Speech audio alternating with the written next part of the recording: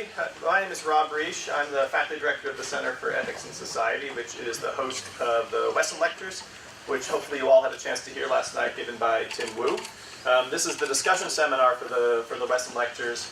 These lectures are also co-hosted this year by the Digital Civil Society Lab at the Center on Philanthropy and Civil Society and the Project on Internet and Democracy as well.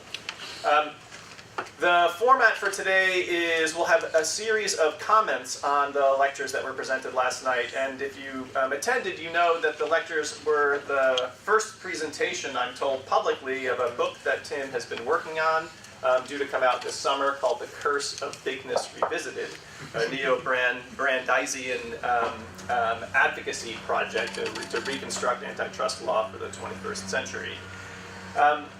We'll have comments from three distinguished scholars and advocates as well to give both an orientation to the project and some critical engagement to it, I'm sure, as well. Let me introduce them to you in the order that they're going to present. First of all, we're going to have Josh Cohen. He is a faculty member at Apple University, a faculty member at Berkeley in the political science department, a highly distinguished political philosopher. He was a former colleague of those of us here at Stanford in the political science department, a good friend, and it's really great to have you back on campus, Josh. So welcome. Second, Lina Khan. Lina Khan over here is the Director of Legal Policy at the Open Markets Institute. She's a visiting fellow at Yale Law School as well. Her work examines antitrust law and competition policy and how it shapes political economy we have, as well as democracy. She wrote an article about 2 years ago called Amazon's Antitrust Paradox, which won the Yale Law Journal's Michael Egger Prize and won the Yale Law School's Israel Perez Prize, and was discussed in many major media outlets as well. She previously worked for the Open Markets Institute when it was inside the New America Foundation. That itself is an interesting story about why it's no longer there. She previously served as policy director for Zephyr Teach Out during her gubernatorial bid in New York State. And me. And for Tim as well. Tim also serves on the board of the Open Markets Institute. And I noted, Lena, from your biography on your website that you studied political philosophy at Williams as an undergraduate. So we got two political philosophers, and I'm going to count you in this too, Reid. Reid Hoffman was a Marshall Scholar studying philosophy at Oxford after having graduated from Stanford University.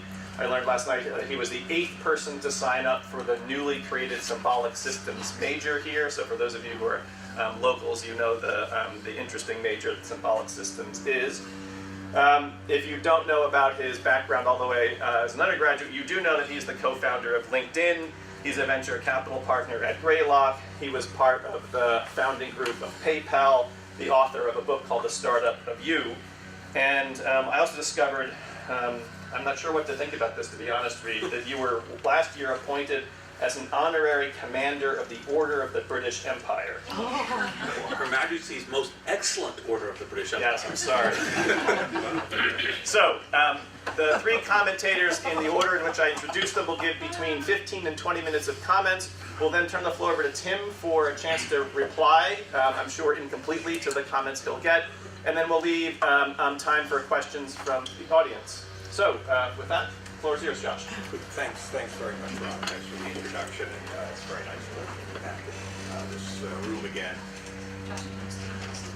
I can't stand here. I'm not going to use a mic because my voice is too loud for a mic. But if you can't hear me, I don't know, move up. All right. So, I was just saying thank you. So antitrust policy is the consummate technocratic topic, or so you might have thought before you heard Tim's lecture. With wonderful historical and biographical richness and bright analytical lights, he illuminated the real stakes. Yes, antitrust policy is a matter of vast complexity, and yes, legal and economic expertise are essential in addressing it. But antitrust is much more than that. Now, as ever, it's tightly bound up with issues of democratic value and practice, the topics that Wesson lectures are charged to explore. In part from respect for that founding Wesson purpose, in part because I have no expertise on the law and economics of antitrust, I'm going to focus my comments on these democratic themes. I should mention that, like the rest of you, I only heard the talk for the first time last night, so I wrote my comments based on the wonderful book manuscript on which the lecture was based. This focus will explain my wanderings outside the scope of the lecture. Moreover, I have a few questions. The questions don't reflect a coherent point of view on this subject. I don't have a coherent point of view on this subject. I'd like to have one, and the questions are asked in that self-educative spirit. So, I'll start by sketching Tim's important argument, which provides one formulation of the new Brandeisian outlook in antitrust, and then raise three broad questions about antitrust and democracy. First question, is consumer welfare the problem? I'll explain that. Second, what do you mean by democracy? And third, what does a reinvigorated antitrust promise for democratic renewal? So first, sketch, simplifying a vastly more complicated terrain. I want to highlight four themes in Tim's argument, the last three of which I'll return to in my discussion. So point one, early in the 20th century, responding to the economic and political dominance of large trusts, the country made a fundamental political economic decision, a constitutional choice in Tim's words, crystallized in the 1912 election, reaffirmed in several key moments since. The choice was to use antitrust policy to preserve an open, competitive economy. Second, Louis Brandeis was a large figure, perhaps the largest figure in the debates surrounding that constitutional choice. For him, antitrust was part of a much larger program about dispersing economic and political power. Thus, Brandeis rejected regulated monopolies and voted against the first New Deal in Schechter. When Roosevelt learned of the Schechter decision, he asked Robert Jackson, where was old Isaiah, his name for Brandeis? Brandeis, old Isaiah, told Tommy Corcoran and Ben Cohen, we're not going to let this government centralize everything. It's come to an end. But because of his small d democratic convictions, Brandeis also embraced an affirmative state with sufficient capacity to attenuate vast inequalities, enable workers to organize, advance the general welfare, and ensure fair opportunity for all. Antitrust was part of it, but his conception of a democratic society extended much further.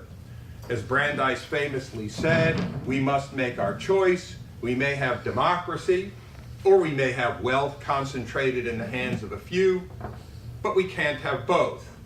And he added, we cannot successfully grapple with the problem of democracy if we confine our efforts to political democracy.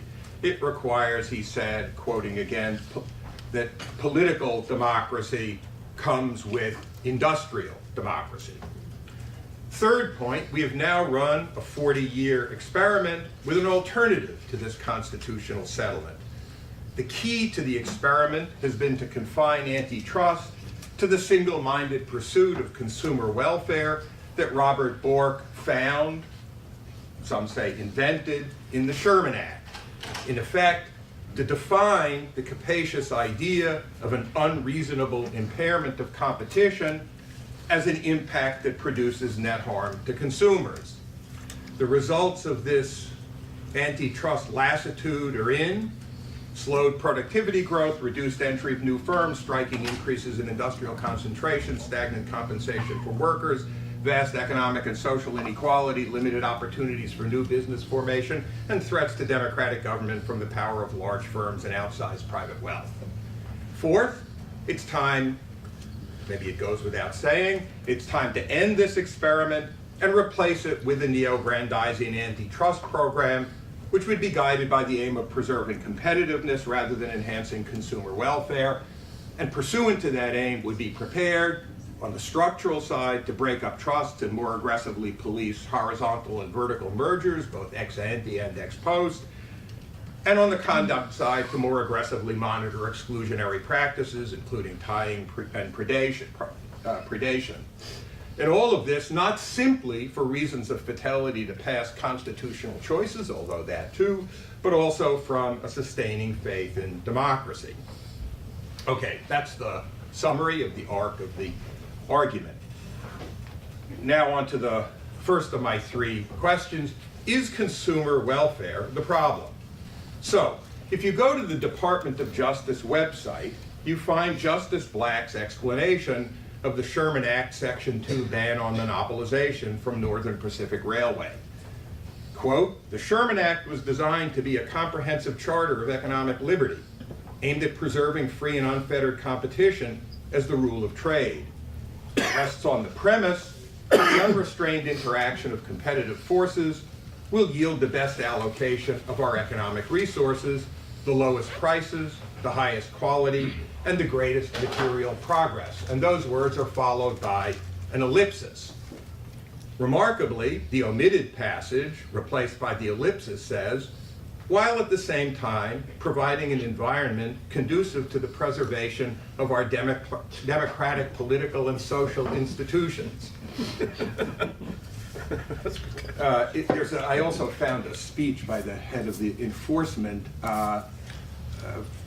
who just dropped the ellipsis as well as the phrase. It just depends on the period. Anyway, the omission is interesting in part because it drops democratic purposes into the memory hole.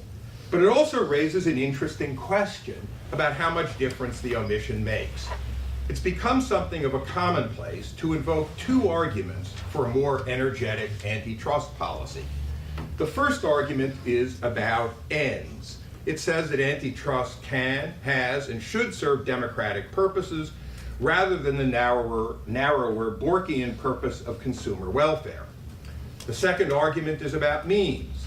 Accepting the consumer welfare goal, it says that more aggressive antitrust with per se rules, structural concerns, and more worries about false negatives is required to pursue that narrower goal. According to the second argument, a chastened antitrust policy emerged because the Chicago School successfully made the case that the best, quote, economic science, unquote, supported a less active antitrust policy. But according to the argument about means, we know better now. Now, I'm eliding an important issue here, which is about how to understand consumer welfare.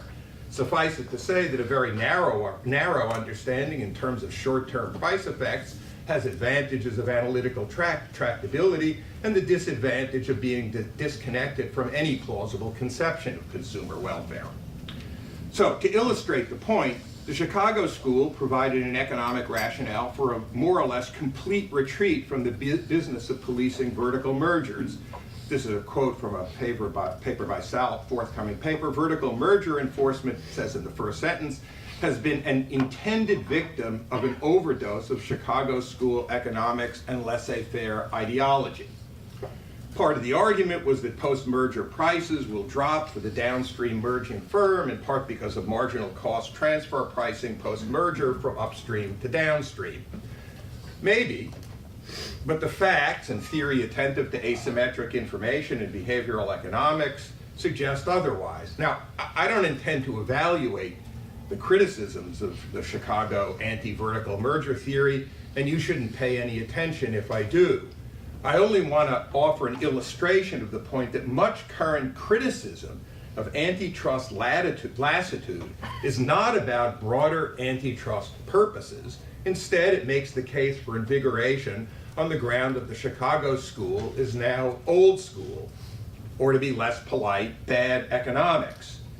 Notably, as Lina says in her widely discussed article on Amazon, the current approach fails even if one believes that consumer interests should remain paramount. So my first question is about the exact role the debate about broader democratic or narrower consumer welfare purposes, as distinct from better and worse economics, plays in the case for reinvigorated antitrust. I raise the question because this invocation of democratic purposes has become a staple of the neo-Brandeisian argument, not confined to Tim's book. But the invocations often seem disconnected from more concrete arguments about the substance and procedures of a reinvigorated antitrust. To focus this point, consider the concluding section of Tim's manuscript on the new Brandeisian agenda. As I mentioned earlier, he suggests a more aggressive pursuit of structural concerns around persistent monopolies and mergers, as well as more determined action around exclusionary practices. I'm not clear on how exactly the rejection of the Borkian goal and attention to the broader aspirations of antitrust is connected to the specific policy directions he suggests. How precisely does the argument about antitrust purposes, and in particular Brandeisian concerns with democracy, lead us to different results than we get to by accepting a consumer welfare purpose along with more plausible economic arguments? And now I've been urging greater clarity on the difference that the argument about purposes makes, but not because I think it makes no difference, but because I want to understand how and why it does. And here I segue to my second question, it's difficult to provide that clarity without being more explicit than I think Tim is in the book manuscript, maybe he was a little more explicit last night, about how he understands the Brandeisian democratic purposes of antitrust. So, second question, what do you mean by democracy? So I mentioned earlier Brandeis's commitment to what he calls industrial democracy. In his long fight against Bigness, he was concerned about effects on democratic government, but much more than that. He worried about concentrated wealth itself, about equal opportunity, including, as he puts it, equality of opportunity to our businessmen,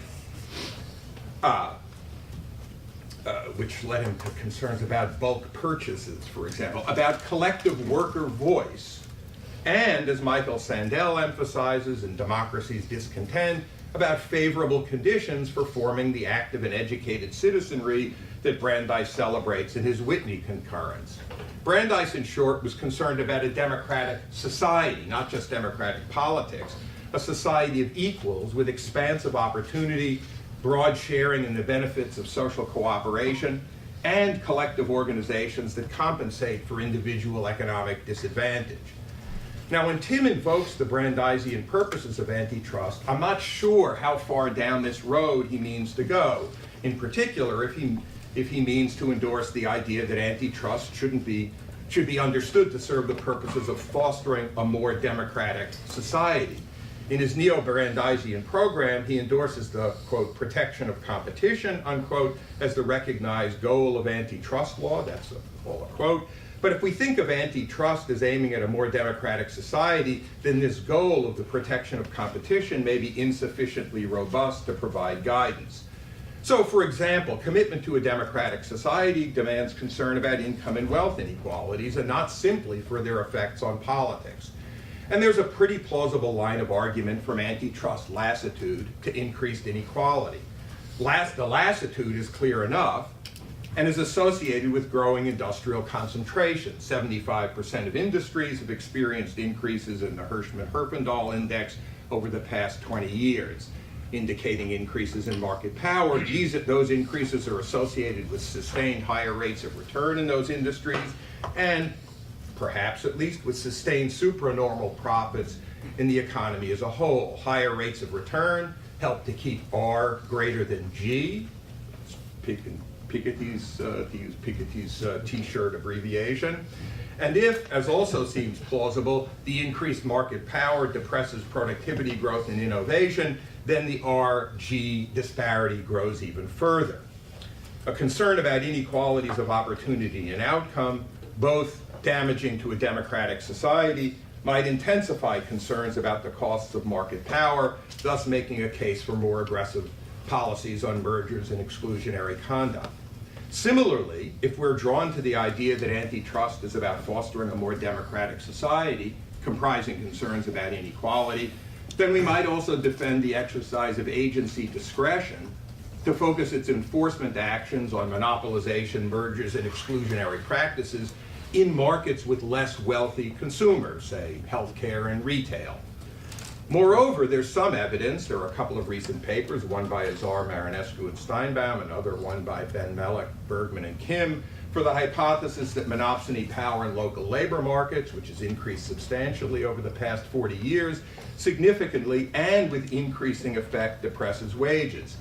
Here again, antitrust efforts animated by democratic purposes might focus resources on cases in which firms with market power in product markets also have monopsony power in the labor market and are operating in low-wage sectors. So the concern would not be about the magnitude of the wage depression, but the level of the depressed wages. Now, even to raise these possibilities about more aggressive enforcement activities in the current environment risks embarrassment and ridicule, but I'm simply following out a line of argument suggested in the book, so blame Tim, not me. Okay, third question. How much does reinvigorated antitrust promise for democratic renewal?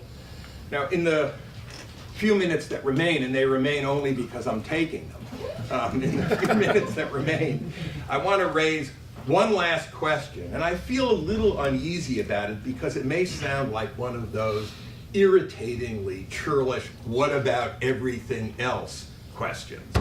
But I think the question is not only appropriate, it's actually invited by the great opening of Tim's book.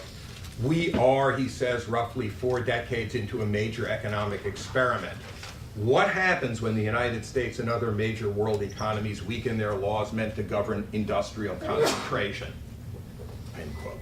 The results are in. Now, I like the idea of thinking of the past 40 years as an experiment with compellingly clear results, and I share a sense about the results. This is a quote from Tim. There's widespread discontent in workforces that have endured 2 decades of stagnant wages, worsening work conditions, and an overall lesser share of the economic wealth. Astonishingly, much of the economic inequality achieved during the 20th century has been lost. End quote. But as we all know, this 40-year experiment was no randomized controlled trial. Antitrust changed, but nothing was held constant. A fundamentally different set of political economic ideas came to dominate our politics, with large implications across a vast range of policies and politics.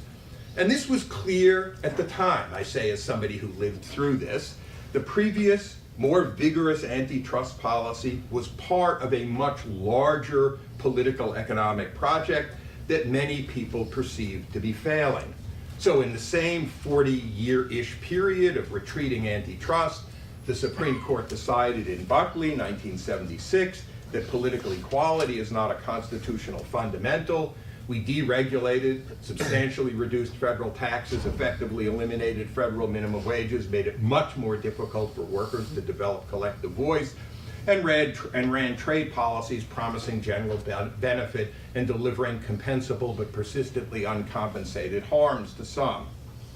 The results are in, including shameful levels of income and wealth inequality, limited opportunities for relative and absolute mobility, and a world in which the top 0.01% of campaign spenders are now responsible for more than 40% of spending, 4-fold increase since 1982.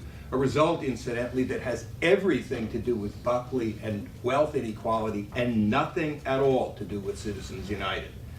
Certainly, when we think of democracy capaciously as a society of equals, including political equality, genuine equality of opportunity, and a fair distribution of the fruits of social cooperation, the country is less democratic after the 40-year experiment. But to reiterate, this was no mere experiment in chastened antitrust. So when Tim's opening says that we're experiencing a crisis of bigness and attributes many of the current troubles I just mentioned to antitrust latitude, I find it a little conclusory. And then I was sorry to see no return to the democratic promise of a reinvigorated antitrust policy at the end. So what can we reasonably expect from a reinvigorated antitrust? It'll take considerable effort to achieve that reinvigoration, and I'd like to have a better sense about the return on that political investment.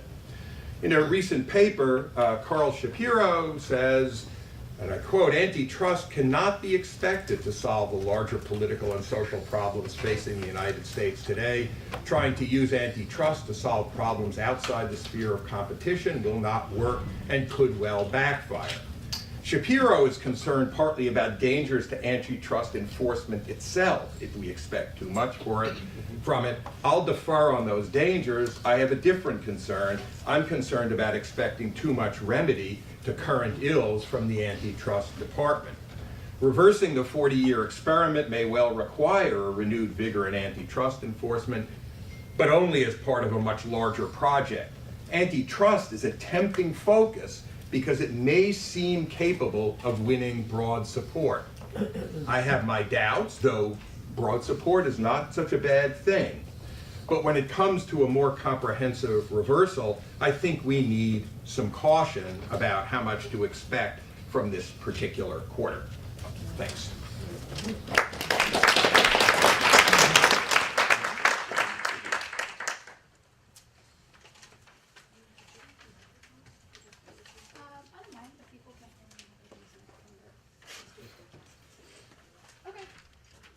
I'm told we're going to test whether my voice is loud enough.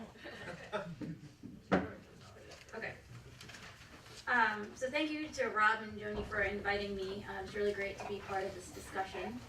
So I'm going to start by explaining what I see as some of the more significant aspects of this work.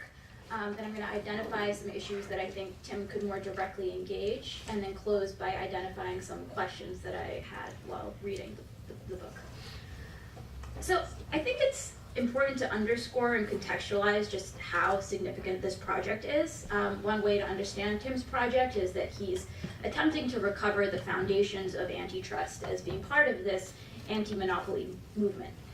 And what's notable about this fact is that this project is as radical as it is. It's one of these instances where both the literal and figurative meaning of radical as pertaining to the roots is very apt. Antitrust has banished its history over the last few decades as something to be embarrassed by. So a project that fully embraces this history and seeks to recover the Brandeisian vein is extremely valuable, and also is actually very courageous, because the position that Tim takes is one that informally has been kind of evicted from contemporary antitrust circles. Just by way of anecdote, the way that antitrust is now taught in law schools is radically different from the history that Tim discusses. I say this as somebody who went to law school in part so that I could be part of a movement to help recover antitrust. I got into this work primarily as a journalist and as a researcher. As Rob mentioned, I first started working on this at New America in 2011 when I joined Barry Lynn's team. And my job then was really to document consolidation and concentration across industries, to identify its effect on people, on industries, on systems, through storytelling, and to identify the legal changes that it enables such consolidation.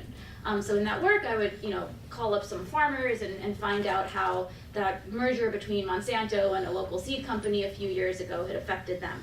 A lot of my work also involved historical research, looking at how Congress and the FTC and DOJ dealt with the various trusts of the early 1900s. And what struck me at that time was just how differently people discussed economic power back then. They really had a vocabulary of power that is totally absent from antitrust discussions today. So anyway, I became fascinated by this, went to law school, ended up taking antitrust there, and was just struck by how dramatically different it is from the reality of how market power actually gets exercised in the marketplace. The way that antitrust was taught at Yale was that any pre-1970s, when we came across any case from the pre-1970s, the professor would say, this case doesn't make any sense to me. They're just targeting a powerful company. Can anyone here explain how this case makes any economic sense? And the room would be silent, nobody would raise their hand, and he'd say, yeah, that's right, it doesn't make any sense. And we move on to the next case. And that's basically how antitrust was taught up until the 1970s, and then after that we started kind of delving more deeply into the cases. So I think it's just worth underscoring that a lot of the history that Tim is recovering has not only been forgotten, but has actively been rejected and kind of repudiated within the antitrust community. I think it's also worth understanding this project as part of a broader movement, both to recover anti-monopoly as a tradition, but also to reassert the role of political economics more generally. One way of understanding what happened to antitrust was that it was neoliberalized. By that I mean that the dynamics and phenomena that are the product of political choices were instead recast as the product of these standalone markets, when it's these, metaphysical market forces that are acting on us like the weather. We are just subject to these inexorable dictates. So what neoliberalism does is it ultimately shrouds power. And I think one way to understand what the Chicago School did to antitrust is similarly shroud power and market power. I think since the financial crisis and the Obama administration's response to it and the 2016 election, we're starting to see this growing law and political economics movement, which really seeks to reassert the role of law and policy design and political choices in how we structure our political economics. And we see the work of Jed Purdy, David Graywall, Amy Kapczynski as some of the legal scholars that are kind of doing this work.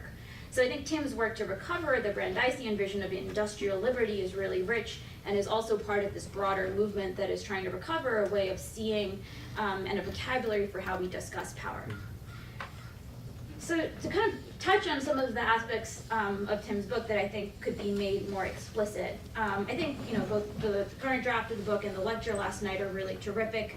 They cover a tremendous amount of history. Some threads that I think are introduced but could benefit from being expanded on are first the role of economics, both descriptively and normatively. What is the proper role of economics in antitrust? Tim mentions towards the end that we really should reassert the primacy of the antitrust lawyer over the antitrust economist. He has a line that says, "Law enforcement was meant to be performed by the lawyer." This is a very important point. I think an underappreciated feature of the current antitrust regime is not just how the goals were warped, but how the warping of the goals really ushered in this intellectual hierarchy between the economists and the lawyers.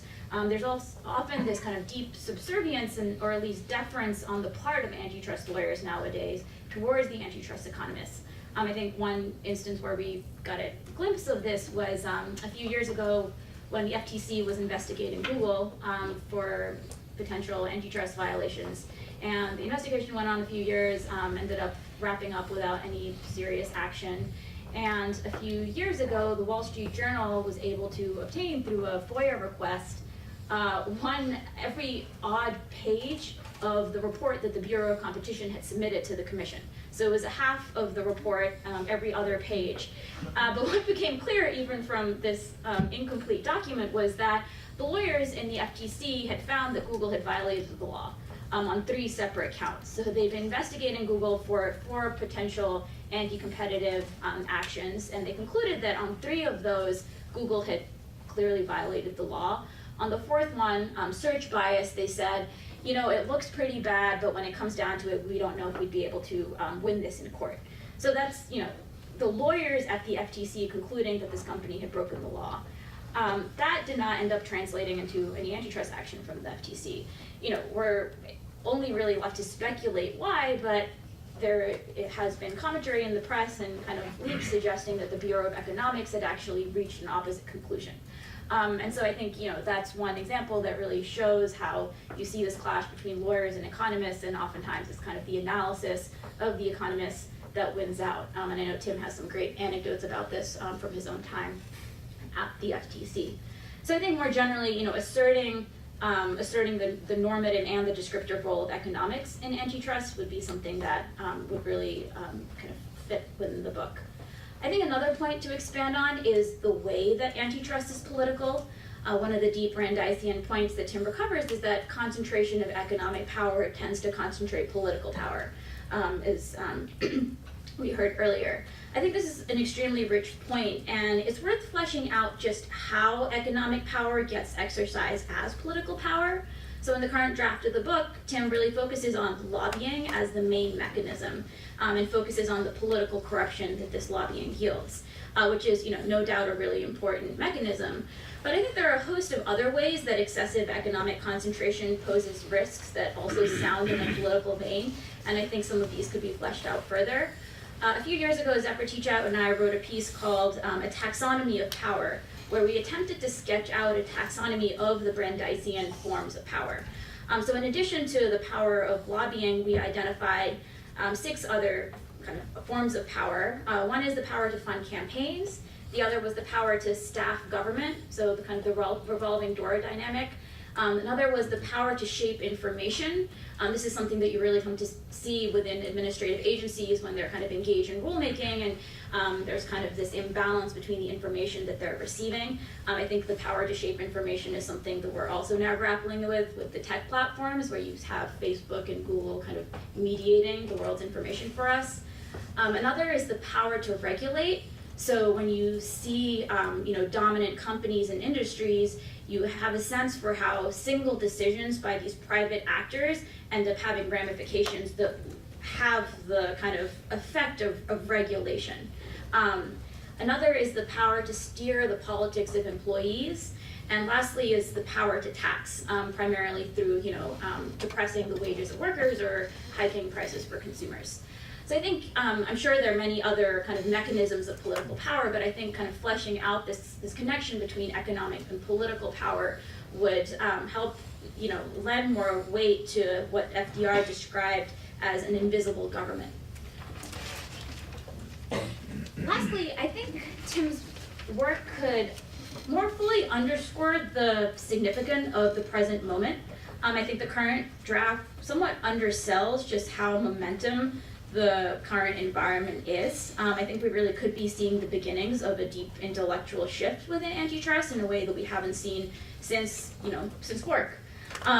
Critiques of the Chicago School really go back decades. Even when Bork was introducing these assumptions into the law, there was a small group of antitrust scholars that criticized and pushed back. There's thick literature documenting the way that the Chicago School really fabricated some of the legislative history. But at that time, there was a sense that these critics lost the intellectual battle.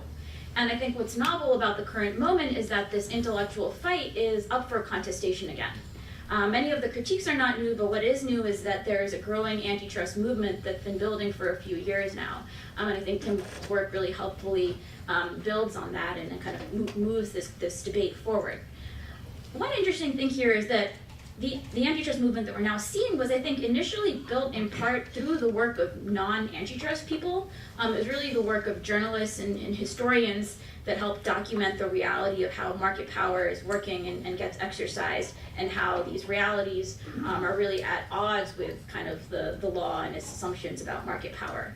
And so I think, we've been living under a 40-year natural experiment, and I think the Bork School of Antitrust we're now seeing has really delivered extreme consolidation, and its effects are undeniable. I think there have been a few key moments in the last few years for the new Brandeisians. One was this conference at the University of Chicago last spring, which was really interesting because it invited a lot of Obama-era antitrust officials, but then also invited historians and journalists and people who had been doing work on antitrust, but kind of not within the law enforcement regime. And it set a really nice contrast for how these two groups were just speaking very different languages. And you saw kind of the Obama-era antitrust people feel very defensive about, this is their turf and they're the experts. And now suddenly you had all these other people who were kind of critiquing their enforcement efforts, which have, ushered in a lot of consolidation. So I think, the fact that for a few decades antitrust had become the purview of a relatively small group of experts, but the debate has now moved outside of the expert class is very significant. In December, the Senate Judiciary Committee had a hearing on the consumer welfare standard. So, you really have members of Congress directly asking what should be the proper philosophy of antitrust. That's also something that we haven't seen in quite some time. So as to some questions that I had while reading the draft, one was, just where Tim, do you stand on the idea of no-fault monopoly? So this is something that Tim kind of explores throughout the book, that there is this kind of debate within antitrust history intellectually between whether we assume that monopolies are intrinsically bad, that they're kind of intrinsically anathema to democracy and to our markets, or whether we think that monopoly should only be penalized when they engage in some kind of bad conduct, and how you decide to define that conduct is also up for debate. My impression from the book is that Tim really acknowledges that there is a current of thinking that believes that private unchecked monopolies are intrinsically problematic, And because to take seriously, in particular, the political ramifications of having our economy dominated by a handful of companies, there seems to be an interest in potentially embracing kind of no-fault monopoly as something that our law should embrace. But it's not clear in the current draft, at least, whether you're interested in going all the way. The second question I had was, what's up with the institutional structure of antitrust? Antitrust is a little quirky because it's treated like common law somewhat, which gives judges a huge role in deciding the substance of the law. And this is distinct from other forms and areas of business law. And I guess I'm left wondering whether the Brandeisian vision is compatible with the current institutional structure of antitrust. And lastly, antitrust is a law enforcement regime. It's responsive, and so while being central to the structure of our political economy, in many ways, the fact that it's law enforcement means it's a limited tool. And so I'm wondering whether it would be worth gesturing to the other tools and levers that you think are important to recovering the Brandeisian vision, with antitrust being kind of one tool in this broader anti-monopoly toolbox. So I guess I'll just close there. I'm very excited by this project, and I think it really speaks to kind of the energy and revived interest in antitrust. So thanks for writing it.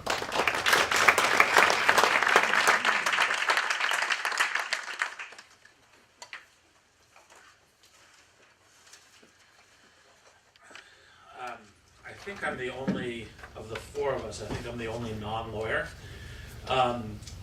which is a little entertaining for me because both my parents are lawyers. I was actually born in Stanford Hospital. My father was a law student here. But I start that way because of, one is I won't be talking much about antitrust community and the discussion within it because I know nothing about that. And the second is I do have a worry in all disciplines, including lawyers, that when you have hammers, everything looks like a nail. And so in breadth, I think I agree with some of the goals of the democratic society, but disagree in the solutions. And so I'll start with the agreements because I think it's important to frame it so that they understand that there isn't it's very easy to misunderstand and frame comments about well, you're a technologist, you're pro-technology just because you're blind to other kinds of things. So let's go through the agreements first. I mean, one is obviously the importance of democracy, and part of the democracy is balancing power within society. That if you have substantial imbalances by large concentration of powers, that will create a problem for democracy.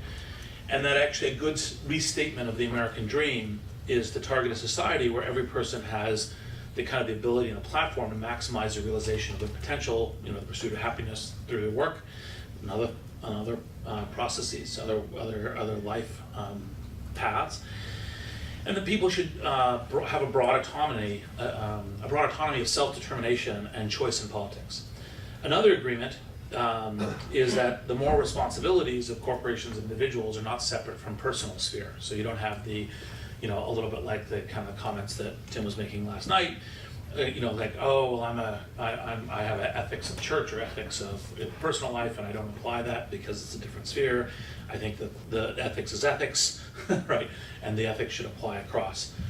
I also agree broadly that competition is important. It can produce bad outcomes, right? So, for example, companies competing with each other can lead to let's trash the environment because it's cheaper.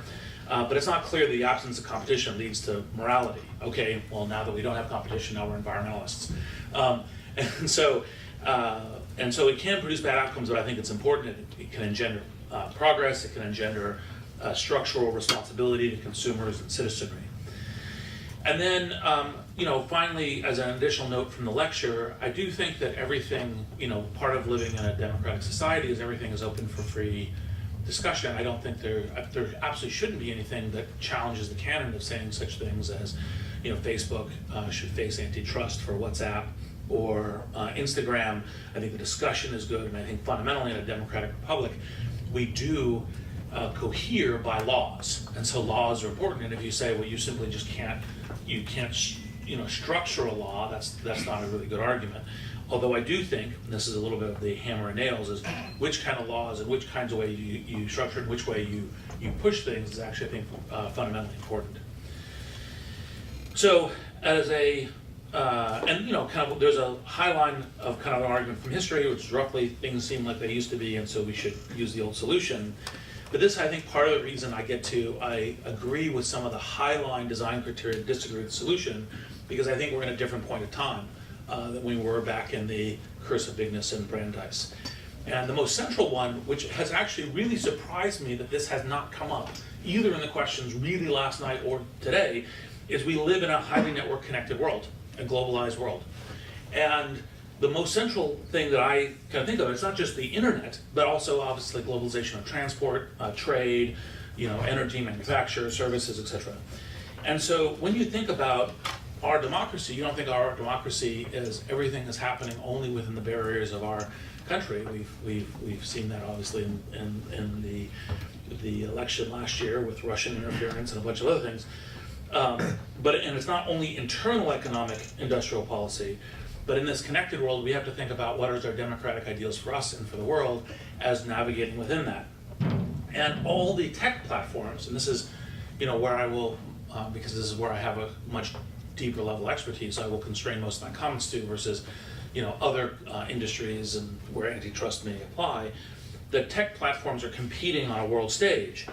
And to use a kind of a simple analogy, it's a little bit like arguing whether or not when we're in a town, whether or not, kind of a Walmart should, kind of observe the jobs and the economics from initial retail stores, and we're ignoring the global Amazon, right? And I'll get back to Amazon a little bit because I think that's one of the ones that's most interesting in this context.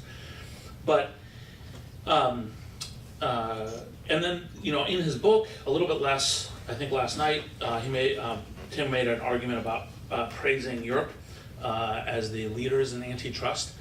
But I think there's a way of turning that on its head that's very interesting, which is European policy, and there's a common tech thing where European policy tends to be an instrument of national competition and trying to kind of grab their own industry. But their tech policy has also led them to have a less innovative tech industry. And it has led them to have less entrepreneurship there, has led them to be less successful there. And so it isn't just that's really good, it's actually that may be retarding the progress in kind of how tech makes progress and how the world makes progress.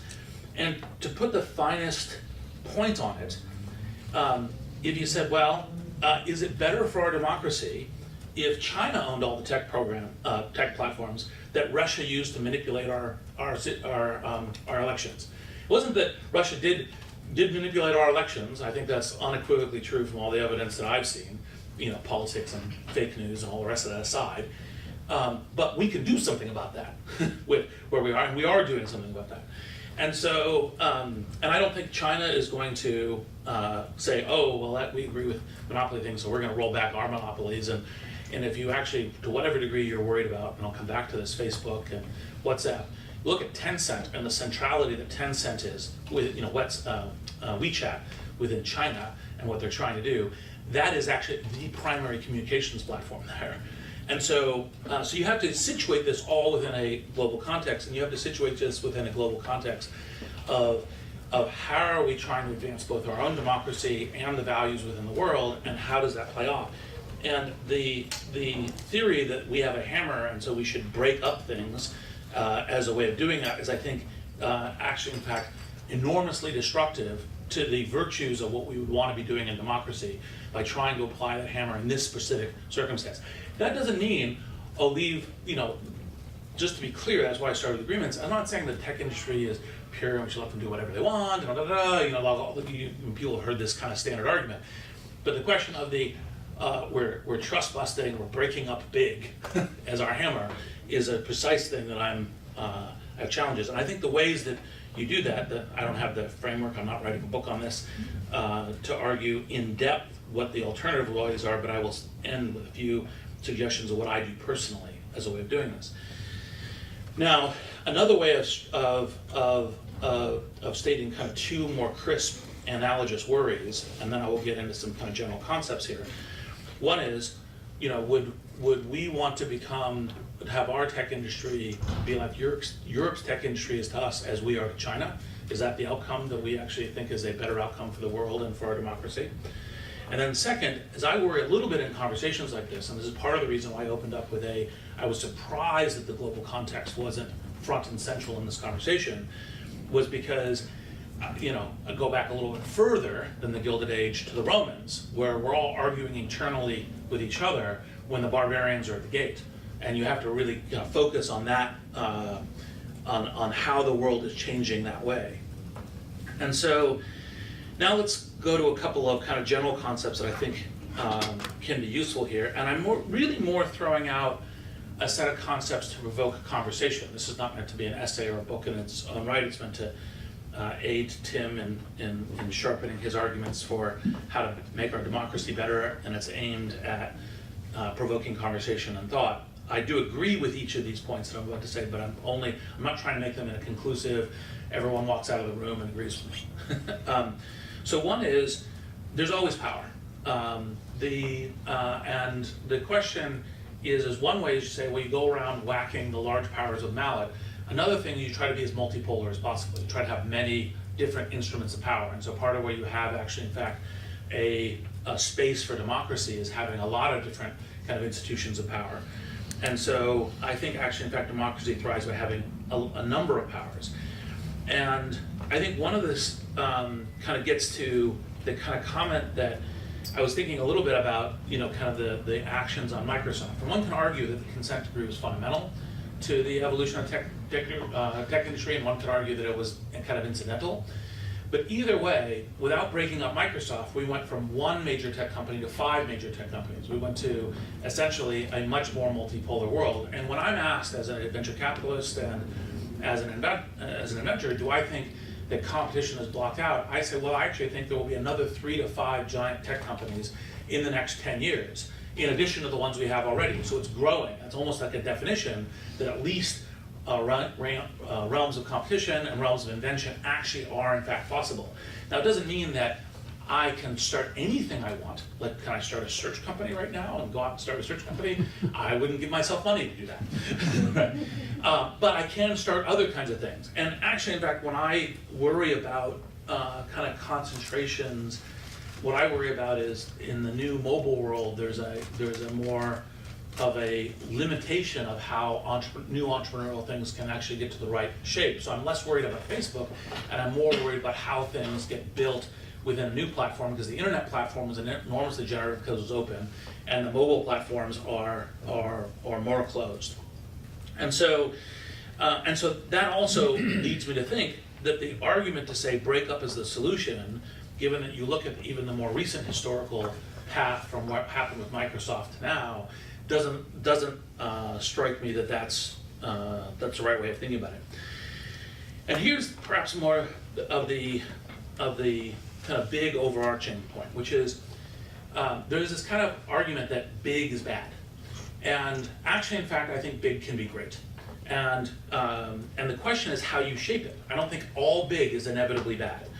And part of it is if you have platforms that are enormously generative, and platforms generally tend to have more of a network effects or natural monopoly or a set of different kind of plays in this, because it causes a lot of shaped and cohesive investment across a wide number of actors to all build and try to build new things, have standards by how, for example, in tech industry, how apps or new things are built and how data is exchanged and all the rest of that. And so I think it can be great. Now, that doesn't mean that it's always great, and there are ways that we want to try to shape it, have more transparency, be in dialogue with it, figure out things that can catalyze that big to being the right kind of shape. But I don't think it's necessarily the case. Now, a couple of specifics that I think is kind of just odd to shape. So, for example, there is this structural argument that says it's very natural that if you have concentration of industrial capital, you can have a leveraged position for negotiating wages with workers, and that that clearly has an impact on wages. And by the way, clearly true. Anyone with 2 brain cells to rub together should be able to recognize that argument.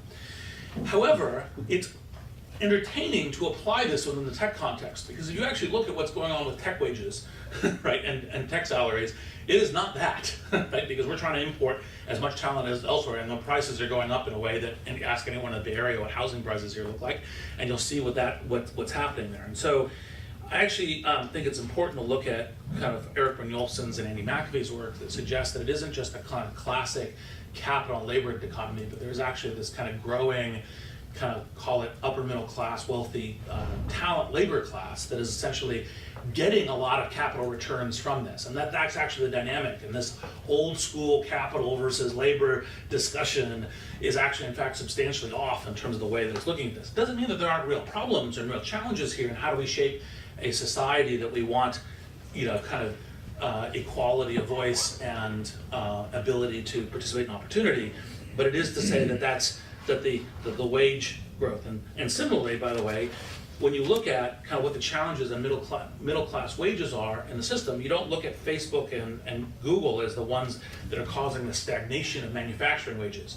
There is a technological input, there's globalization for sure, but it isn't that Google and Facebook are going, okay, we're the ones that are, that we're absorbing this. Now, this is the closest to the one that I said, well, there's some issue with Amazon and kind of what is happening there within retail and so forth, but part of where we get stagnation of wages is when you move more to a services economy from a product economy, you get less leverage, you get less ability to increase productivity. And that creates an overall problem, which creates a problem with wages, which is one of the reasons why I don't tend to go, oh, let's go more and more to the services industry as a way to try to create economic diversity.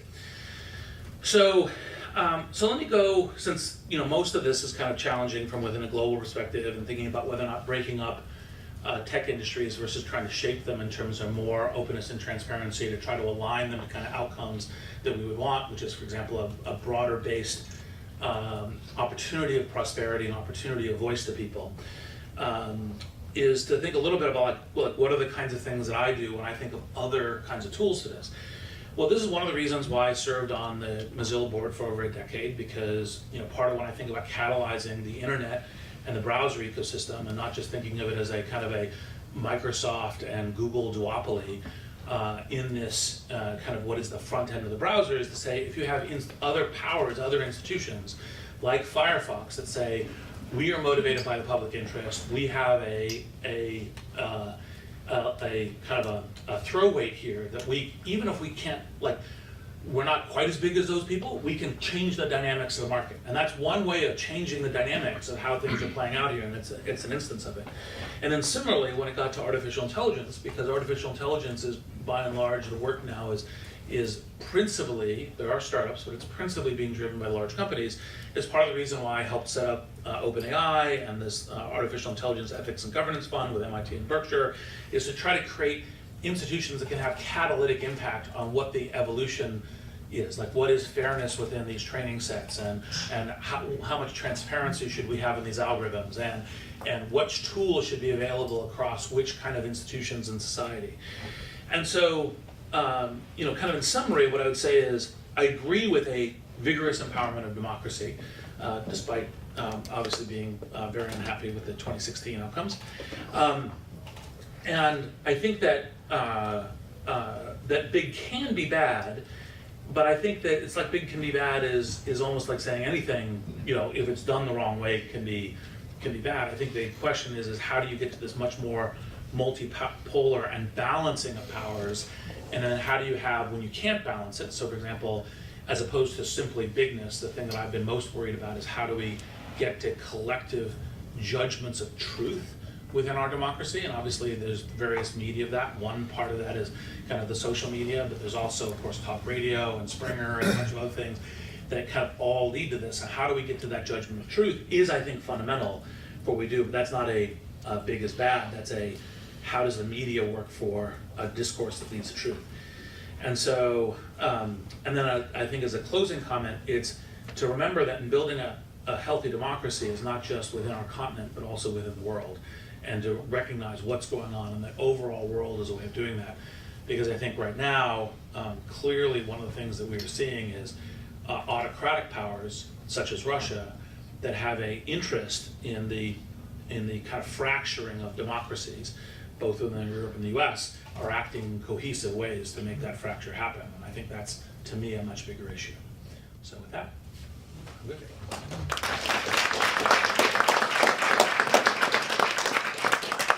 Thank you. Rob, do you want to? can I make a point of personal privilege before he gets started? I'm not a lawyer. Oh, I thought you were the law firm. Were you not the law firm? No, I don't know why you think I am. Well, both my parents, so it's not. No, that's not a bad thing. Yeah. Hey, hi everybody. I use mine too. If you're wondering what happened to me, some of Facebook's people caught me on the way out. So what's this called? You want to learn about breakups? We'll teach you about breakups. The actual accident is so embarrassing, I'm not going to describe it. So, hey, this one is an exhilarating experience. I'm incredibly grateful for these magnificent comments. I have to say, very generous to what I think is really kind of a weak first draft. And I'm just incredibly grateful. I think, in fact, the comments better than the book. So I guess that's not the best recommendation of my own work, but it was an amazing experience. So let me try to let me talk about myself as a writer and what I'm struggling with, and then I'm going to respond. First, I'm going to respond to Reid because I want to get into an argument. Maybe I'll do that first, and then I'll talk about the other comments. So I am a hybrid as an author and a thinker, which has advantages and disadvantages in this area. So I have a claim to be an academic as a professor. I'm a law professor, so we're kind of halfway academics. And sorry to admit it, but it's true. I worked in government, law enforcement, government enforcement. I still show up at the AG's office. I worked in tech. So here in the Valley. For years, and so I have the advantages and disadvantages of having all those things, and so I know all these people in the antitrust world, and I hung out with them. I think about, so sometimes that has the advantage of sometimes making my remedies be a little more realistic, but then sometimes not quite as visionary or you know what I mean. And so this is kind of a struggle. Also, I'm a little, as Lena mentioned, sometimes I'm nervous. If I suggest this thing, this is why I've been. I'll tell you where I've ended up on no-fault breakups. But if I say this, or all my friends at antitrust are going to think I've become a raving lunatic, and there's a little bit of that kind of stuff. So they've noticed there's some compromises built into the book, and that's a problem. I think you have to go where you want to go, but this is what I'm tinkering with. I would want to describe that as my internal struggle. But first, I want to get into an argument with Reid because I think it's worth it.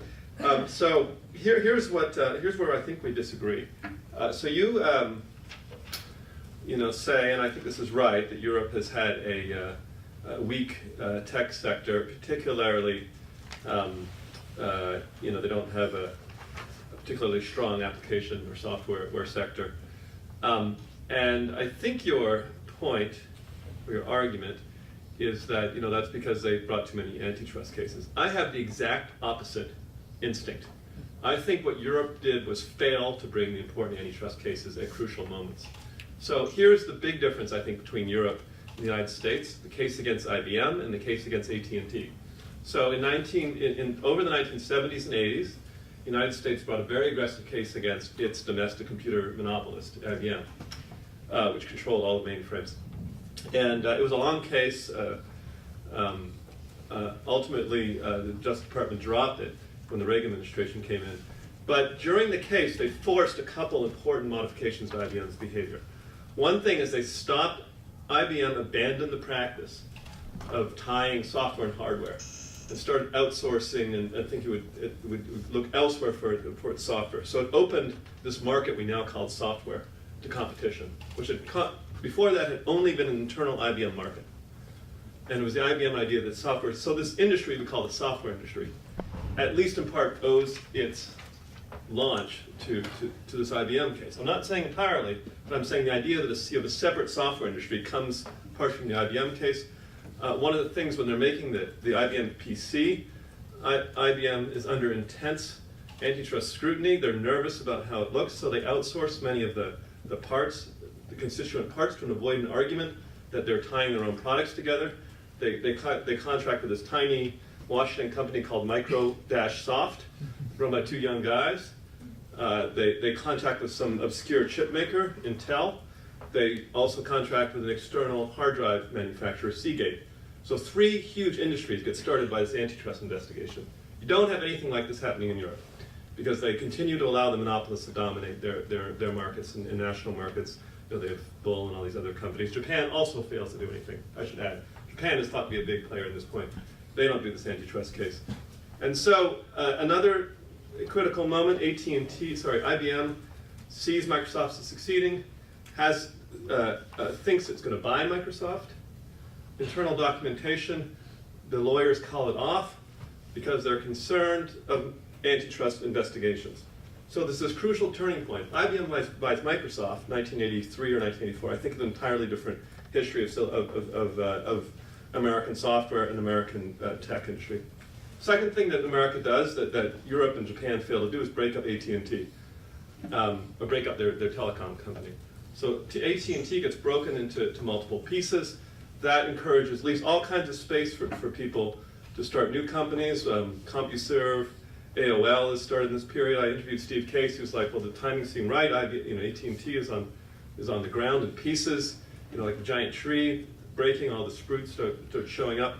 And so there's this other crucial moment where AT&T out of the picture, or retreated into 9 different pieces. You see all kinds of opportunities, particularly, I should add 2 that are important. One is online service providers, and the other is home modems. Both of these were difficult or illegal, not illegal, but heavily, they weren't illegal, but AT&T made it almost impossible to succeed in these markets. So you have US Robotics, which launches the home modem, and then companies, it wasn't called ATM, I think it was called Quantum Link or something like that, launching to meet this demand. That leads to a mass online thing. That leads to the mass internet. So you have this sort of mass internet movement kind of coming out of the AT&T breakup. I don't want to say that is the only factor, but it is notable that Europe and Japan do not do these breakups. And they end up with industries that are always under the shadow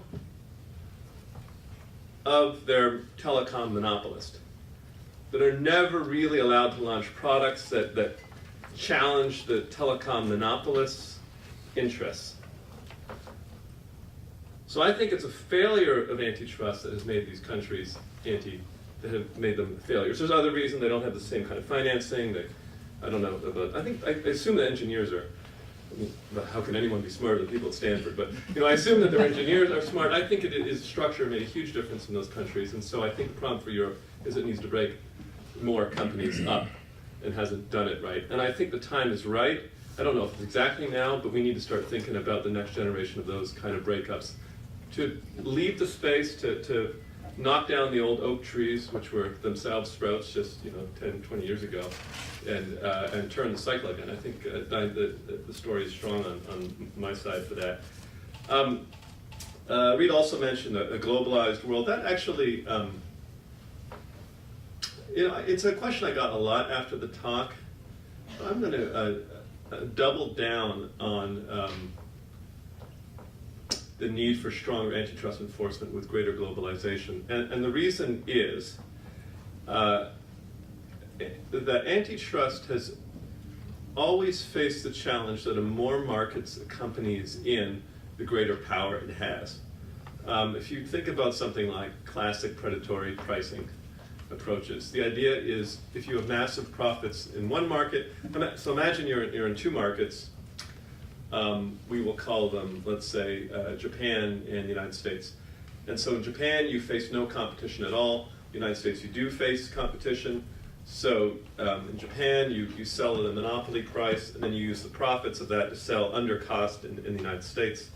And therefore, you can bankrupt your competitor and gain an advantage. So that's a classic predatory pricing strategy. And those kind of strategies depend on being in multiple markets. And so I think as in fact the economy is global, the ability to use multiple markets intensifies, and so therefore the need for antitrust enforcement increases as opposed to decreases. That's my feeling, at least. Okay, so I'll leave those 2 comments with Reid. I do think, first of all, I appreciate our agreements on things. Oh, I should say one thing about open platforms. How could I be against open platforms? Spent most of my career on that exact same issue. So here's this is kind of a law enforcement matter.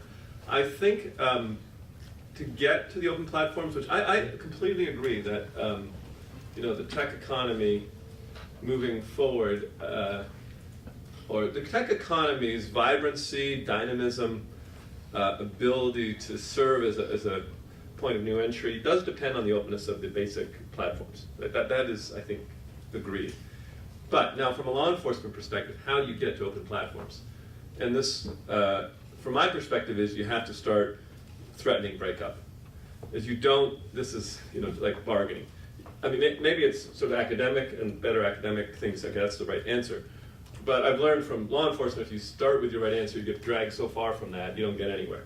So if you want to get anywhere, so for example, the reason I think the Microsoft remedy was actually successful, and I think it was successful in making possible the current generation, was because it started with a serious threat of breakup. They didn't say, oh, we're interested in open platforms, and end up with a consent decree that's filed in the filing cabinet somewhere and everyone forgets about, which is what happens a lot. But they started breakup, and then they retreated one step away from that with some pretty intense oversight. So that's part of why I am in this position. Okay, so the other two comments. Maybe we'll go to Lina's first. So you're right. So let me try and answer your. First of all, I appreciate all your comments. They go right to the stuff I'm tinkering with, and my own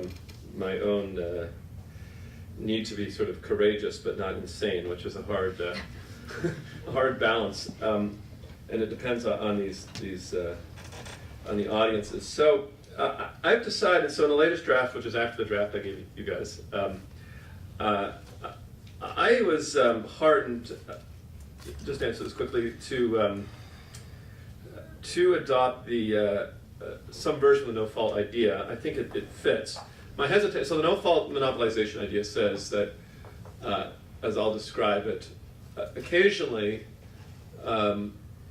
antitrust enforcers should be able to seek the breakup of a firm based not on any great wrongful conduct on the idea that it was evil, but basically that it's been a stagnant monopolist for too long.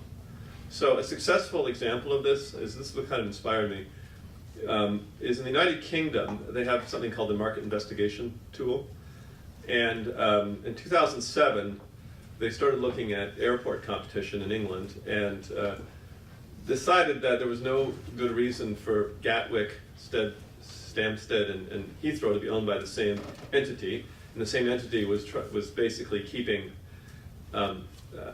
Stansted and Gatwick kind of reduced and lousy in order to keep Heathrow as sort of the supreme airport, but that Heathrow was overcrowded and had problems. I think if you've been there, you know what I'm talking about. So they broke them up. And they didn't say, all right, you were killing a competitor. They didn't do anything. They just said, this is not a good market structure and it's not doing anything. It's been this way for a long time and we have good data. And, by all accounts, I think it's been a very successful breakup. So I think that, now, there's some dangers in this, but I think the latest version is going to recommend something modeled on the United Kingdom market investigation rule and for institutional reasons in the FTC. It's going to be Section 6 of the FTC Act. Let's see, statute of limitations. I won't comment on the institutional stuff because it's too lawyerly. No, it's a good comment, but I won't do it. Yeah, so in terms of I'll talk to you later about the rulemaking. Let me go to Josh's because I'm a little worried I'm going to run out of time. So thanks. These comments were. I honestly think some of your summary of my book was better than my book. I'm sorry to say. I want to grab it and write it down. In fact, you seem to have got more quotes than I did. From maybe you've got your own. He's got a version from the first edition there of Brandeis, the first Curse of Bigness. Yeah. So here, I think you have kind of caught me on trying to square a circle, which is in this question of whether there really is a difference between an approach that says there's a different purpose for antitrust, democratic governance, a broader view of industrial liberty, or whether all we need is simply better economics. And the reason you've caught me is, of course, many of those economists are my friends and colleagues, and and for now at least, it's not the final version, I've been sort of adverse to open warfare with them and saying, you know, you guys are lost. I sort of hinted that, but I think I have to sort of bite the bullet and basically call out my friends and say, you know, you guys are chasing the wrong, you're on the wrong tree, or there are other trees that you're not barking up, something like that. I think that you're just pushing me to do it, and it's really what is there. I'll say one thing that I think does differentiate. You know, you're saying, where does it make a difference, these two things? Like, where does it come down? I think it comes down in the remedies. All right, so there's a difference between, one thing you could say is, okay, you know, maybe you have these determinations of liability. You need some level of predictability or certainty. So maybe you have something that uses some more traditional economic tools rather than, you know, it's too big and we don't like them because it's not necessarily the best methodology. But then in the remedies, I think, is where you're thinking about the fuller purposes of antitrust. And this is why the breakups are important. I also maybe could think about other remedies too, be more creative about what I think about. I say breakups because they're the most traditionally supported, and also, as I said earlier, start you in this important bargaining position.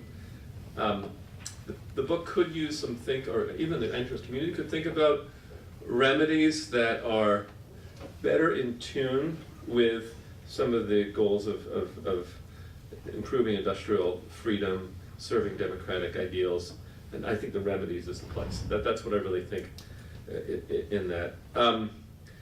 On this question of what I mean by democracy. So personally, I believe it all. I believe it all, but that doesn't mean I think it can all be done by antitrust.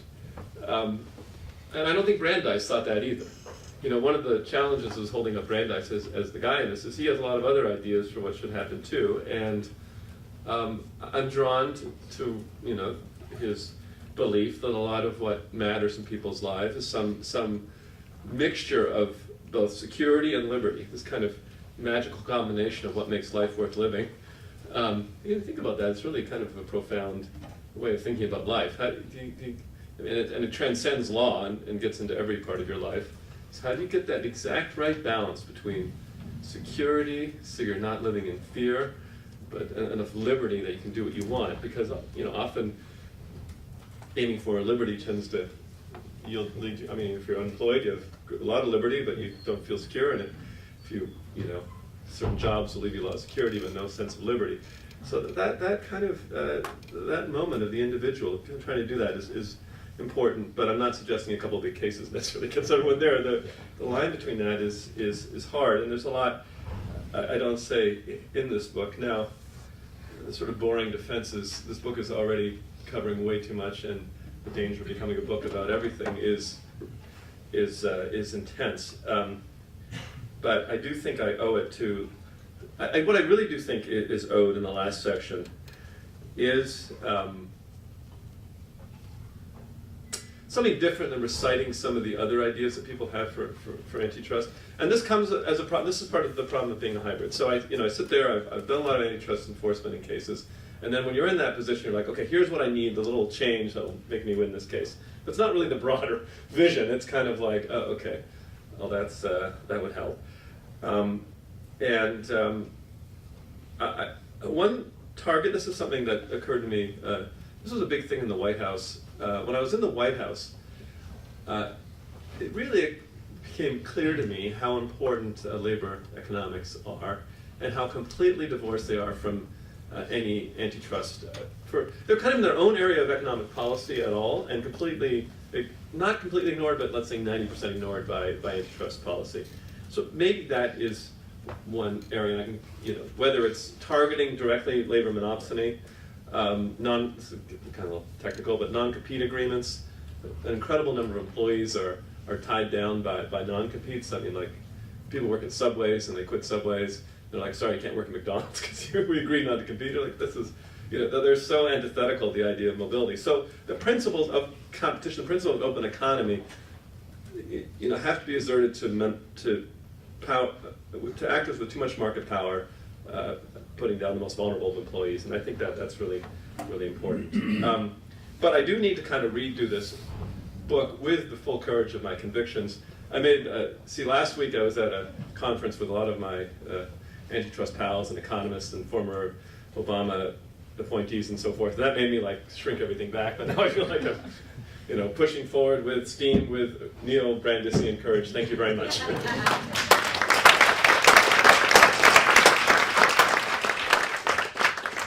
All right, we've got a little more than a half hour for questions.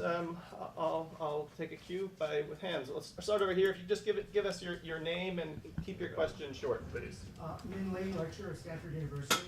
I have a question to follow up on Josh's comments, and I wanted to ask Tim what you think of what Brandeis called industrial democracy, because he thought that monopoly wasn't sufficient to secure what he called industrial liberty, but you also needed to have worker participation in management, both to secure just distribution of the income produced by industry, and in order to promote the development of workers' faculties by participation in management. Yeah. Yes. Do you want me to talk to the microphone, or does it matter? Yeah, that's an interesting. It's sorry, that's too loud, isn't it? Here we go. So, I think there's something to it. Here's one challenge I have with Brandeis that I'll admit freely. So I do like the idea that structure has a lot to do with industrial structure and industrial freedom are very closely linked. That there's something different about living in a country where you could, if you want to, or even do, start your own company or be part of a smaller outfit. And I also buy his point, which I think is true, is that you know, when there is something different than about being in management than being an employee, and that obviously giant mergers, giant combinations result in more employees to manage. The ratio changes, and that this was one of his objections to the trust movement. Where I struggle is I also, Brandeis can take that a little too far. I mean, I think you can be a fully realized person without being a manager. You know what I mean? And sometimes and part of me thinks about, you know, people who I know who've had sort of realized lives, successful lives. Some of them have, you know, stable employment. It may not be their number one passion, but they have a good job. And not everybody, I think, finds their full realization by, you know, starting their own company. It's kind of a narrow view that every single person in the world needs to like be a founder and that's kind of, it's, you know, I've started companies now and then. It's one of the most, my brother ran one for years. It's very stressful. It's not for everyone. You know, it certainly doesn't have the security we were talking about earlier. So that's one challenge I've always had. But I think there's something to this idea of looking, you know, what Brandeis is doing is he's looking at corporations or employers or companies the same way you look at government, and saying that smaller, more local ones, as an employee, are like local government in the sense they should be a little more accountable to you. They're not as far away, and there's more of a chance you'll be engaged in participation. And I think there's really something to that. Yes. Just a comment or observation about Reid when you talked about the labor implications in Silicon Valley, that we don't have a problem in labor because engineering salaries are high. Not that problem.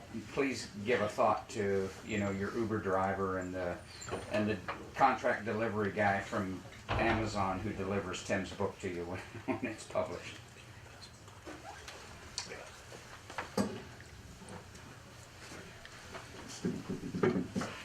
So for clarification, I was specifically talking about the wage negotiation between the company and the employees, right?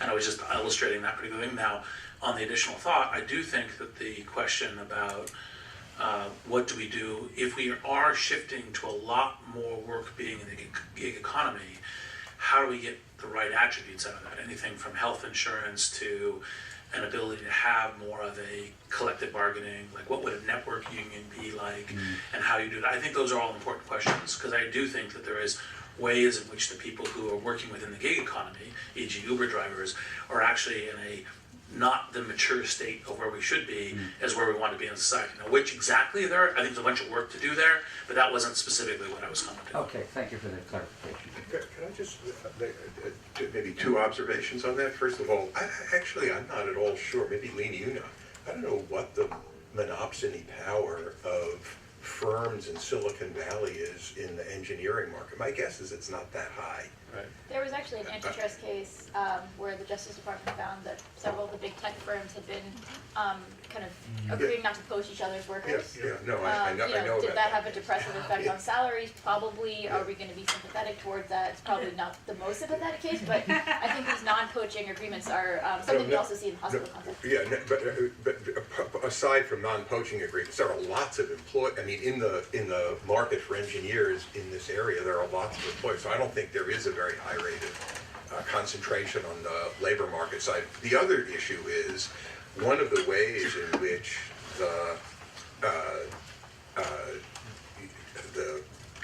it looks like there are very high salaries in tech firms is because what you do is you outsource people who are providing basic services. So what you do is you cut off.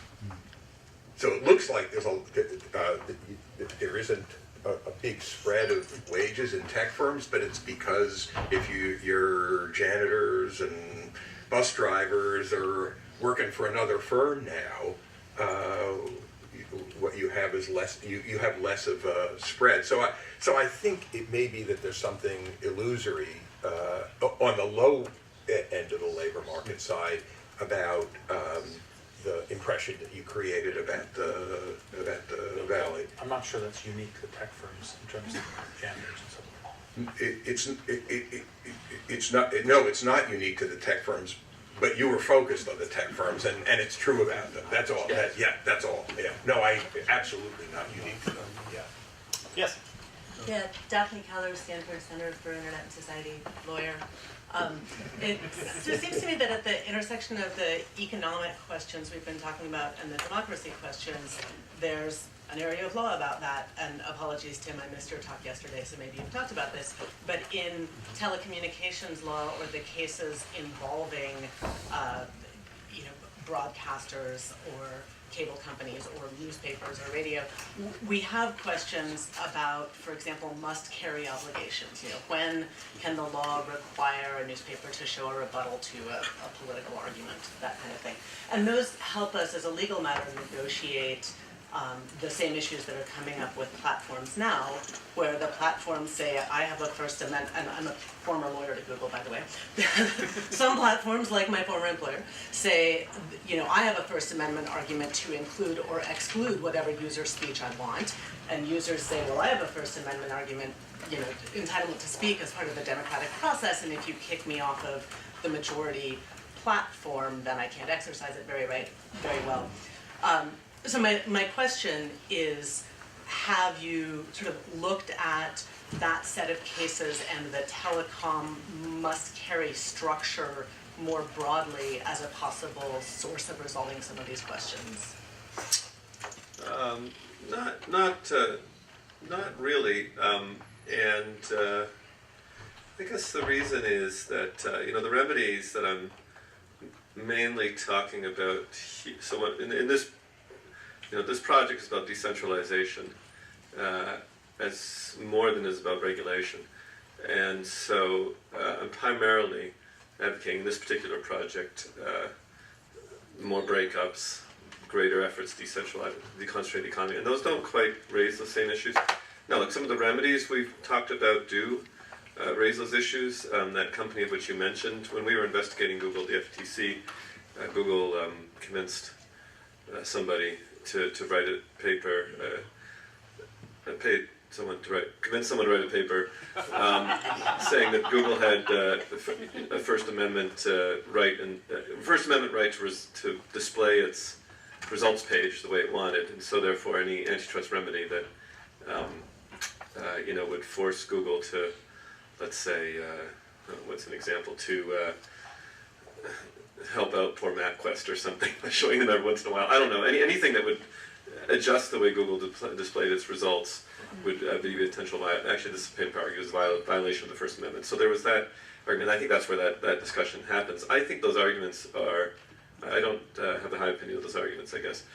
I think it's conduct, maybe to put it in First Amendment terms, not speech. I think the expansion of the First Amendment in these areas to basically cover what are essentially commercial decisions and call them free expression is a really misuse of that amendment, and the idea of it protecting, the powerful as opposed to weak, also is something that I don't really think is attractive. So I disagree with that entire area of First Amendment law as well. I mean, I don't know if we have the time to talk about it. I think it's I agree with people who say it's a resurrection of Lochner moves. But it's not really the focus of this particular paper. Can I say a thing about that this labor question that was asked earlier? This is one of the areas where, even though we're in Silicon Valley, I'd really say it's not all about tech. Now we have an excuse because we're here, but I think most of the concerns about real monopsony power, pushing out, being in bargaining position, I think focusing the question on the tech companies is a little misleading. I think there are actually many hundreds of million people who don't work at tech companies, and they are the bulk of the employees of the United States, and their positions, at sort of regular other companies are, I think, more overall important to the labor situation. So I encourage that. We get a special buy because we're in Silicon Valley, so it's kind of a local industry. So it's worth talking about them there. But I think generally speaking, the conversation should not be dominated by by talking about tech. One thing about the gig economy is really an interesting conundrum, one that working at the New York AG's office has provided a lot of insight into. And if we kind of back up and think about this from a Brandeisian perspective about what meaningful work looks like and a meaningful career, that there is this sort of both potential but then peril, and it comes back to this mixture of liberty and security we were talking about earlier. Is at least the promise of the gig economy is that it promises some of what was being spoken about by, I forgot your name, but this kind of idea: you're your own manager, you run your own life, and you have kind of your own your own one woman company, and this kind of appealing about that. And occasionally you'll meet a Lyft or Uber driver, and they say that they got into it. I was talking to some guy from the Bronx the other day, and he was like, it just takes a lot of discipline, and I now have to run my own business, but I make it work and so forth. And there, it's something attractive about that. Also, the idea maybe kind of. So those are the. Many people have said that's not how it really works. It ends up being this terrible rate of pay. I'm not going to say taxi driving was a particularly great job though either. So, but particularly in New York City. But there is that question of is the security there? And I think this comes to a much broader conversation about, benefits not being provided by the state, but being provided by the employer, and some of the challenges that we have created this strange economic structure based, on the design of another era, where somehow you kind of have to work at a big employer if you want to have security, and that seems so against. That you have to be an employee as opposed to your own person to have any sense of health insurance security or other types of security. It seems so contrary to the American vision of freedom, right? We want a country where people should feel free to just quit their jobs and try something without thinking like, okay, but what if I'm hurt and break my leg or something like that? Then my life is ruined. But what kind of freedom is that? Sometimes I want, that's a really that's like a really practical day-to-day kind of freedom that we don't have in this country.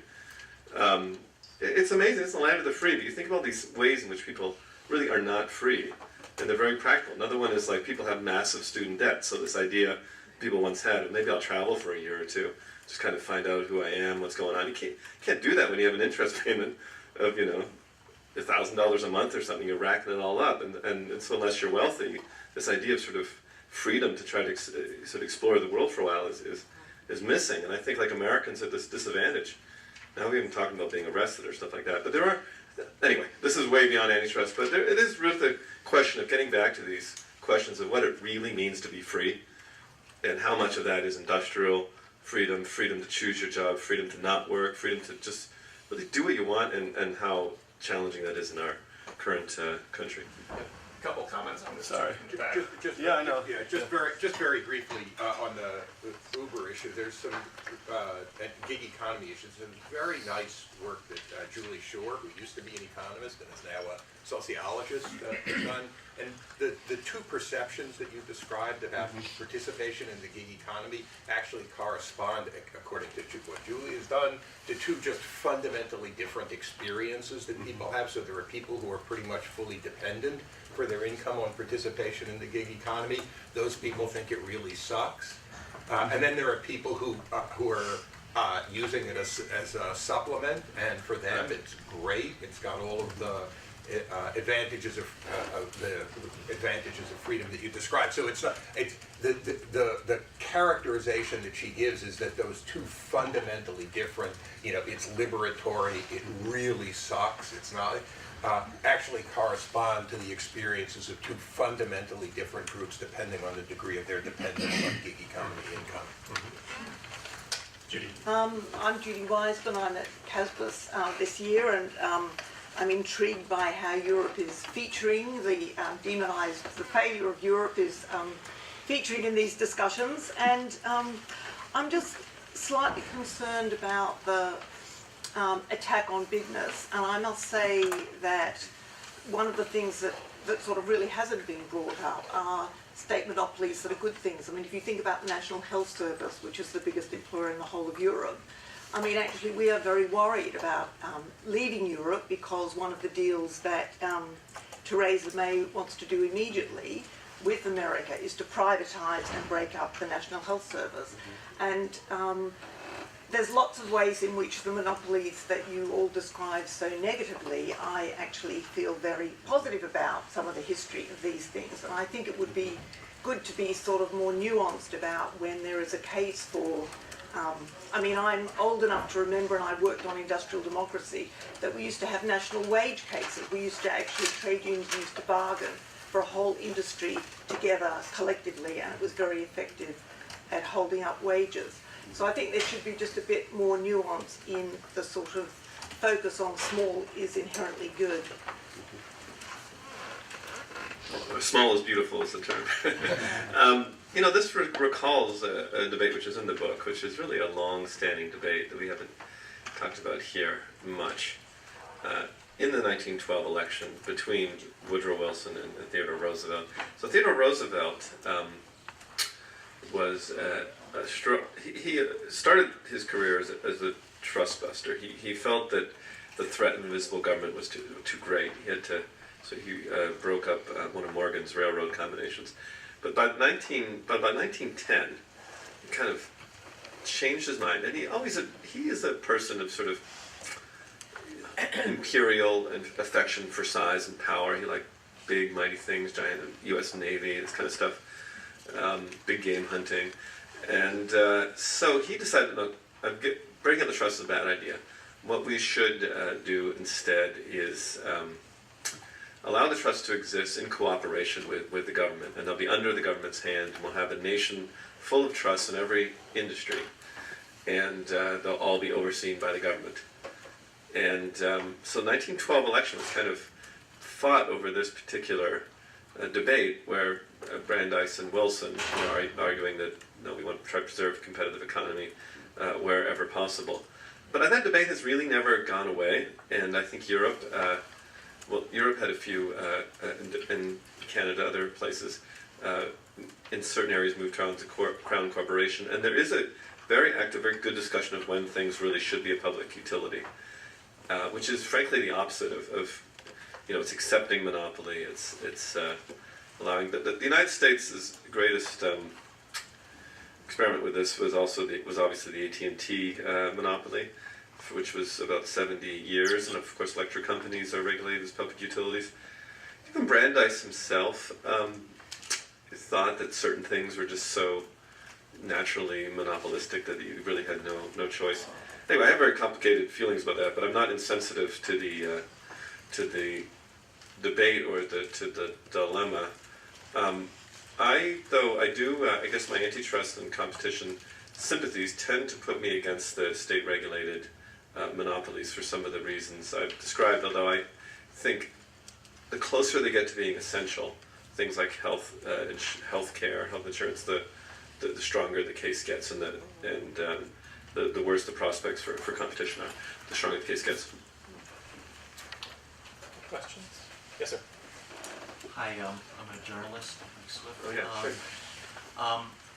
I was struck by Lina's use of the word movement for this reinvigoration of antitrust thought, and I'm just wondering whether you see what role you see your book playing in that movement, if you agree that there is a movement going on. Of course there's a movement going on, I guess. It's not exactly, I don't see any protesters in the street or anything calling for a reinvigoration of Section 5 of the FTC Act. But there is a broader, there is clearly a broader dissatisfaction with concentrated wealth, concentrated economic power, and people demanding results. And a lot of this is in very, things that might not sound like it's about this. Some of it is expressed as really intense fear of some of the tech monopolies. Some of it, and I don't want to equate these in their rightness or wrongness, some of it's like, fears of China,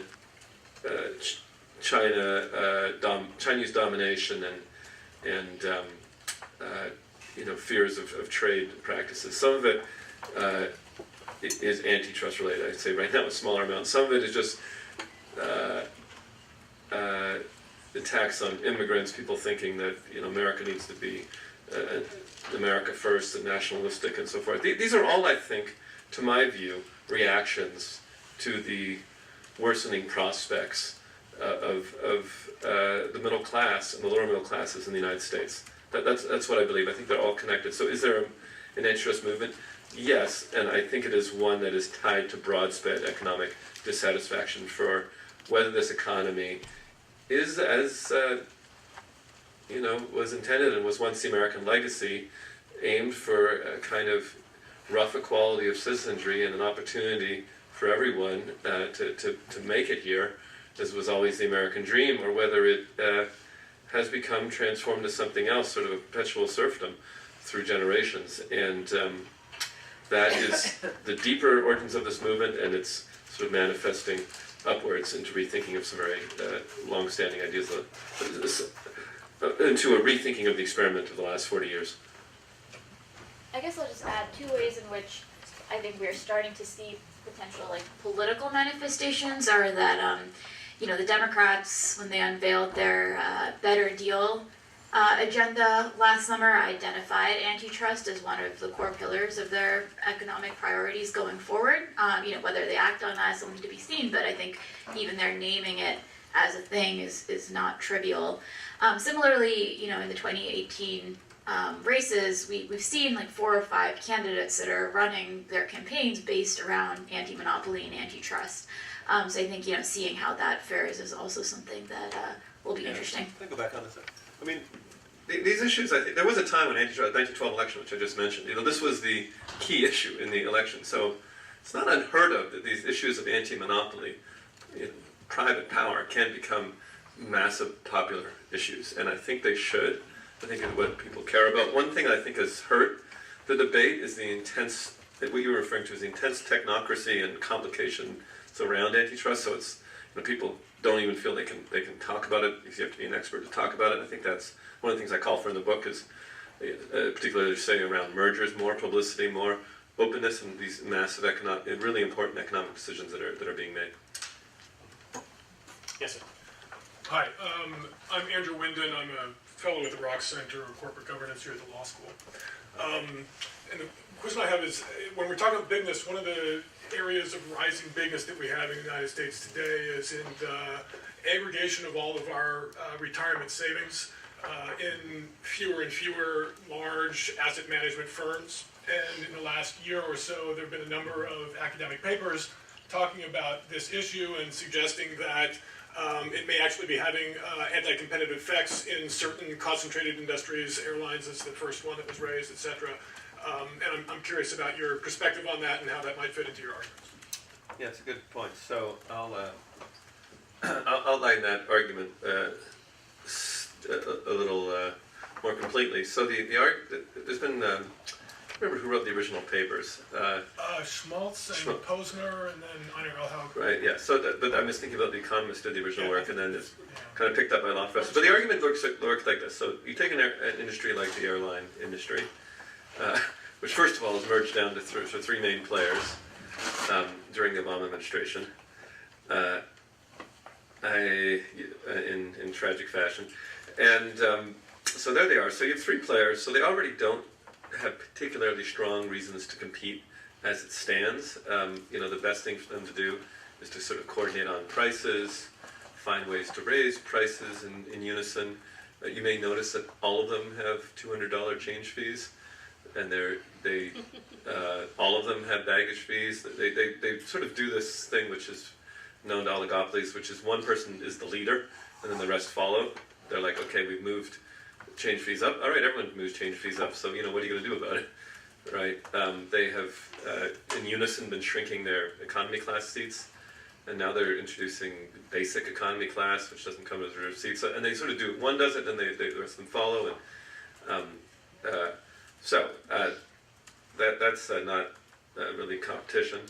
But one of the reasons that has been suggested that they don't have strong reasons to compete with each other is that large percentage, they have the same owners to a large percentage. So like, I think BlackRock owns 10% of each of them, and Vanguard owns 10%. So you can see the reasons that would, maybe it's intuitive, but if United is like, all right, that's it, I'm going to lower my prices, so I beat Delta. Well, then, you're raising, you're taking from Peter to pay Paul or something. It's all going in the same pockets anyway. So why would they have any reason to want to try and gain market share from each other? So this is the problem, and I don't discuss it in my book because my book already has too many topics in it. But that doesn't mean I don't think it's a valid concern. Some of the remedies out there are forcing a divestiture where you have to each own one. So Vanguard would own more of one airline, and so they'd actually have some incentive to compete with each other and try and gain market share.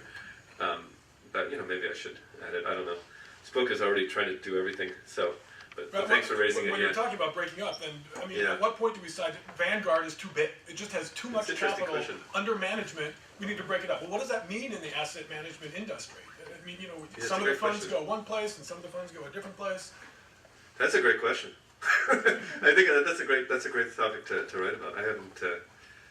I need to think about that. Yes, over here and then off into the back.